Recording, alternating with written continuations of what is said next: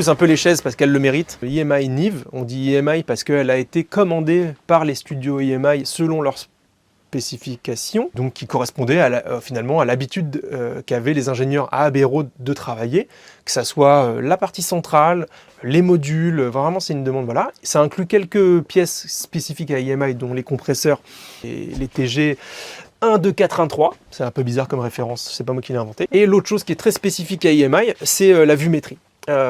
C'est un cas particulier, et en fait c'est marrant quand je vais t'expliquer, tu vois, finalement ça a que du bon sens. En gros, un vumètre, ça commence à -20. Ouais. Mais -20, c'est déjà très très haut finalement. Et faut pas oublier qu'Abbey Road, c'est quoi leur business à l'époque? Même après avoir fait les Beatles, c'est la musique classique.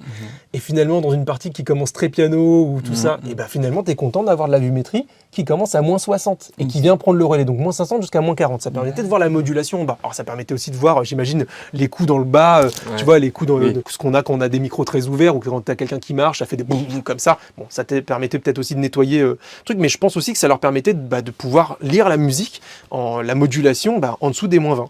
Et ça, c'est vraiment spécifique à EMI.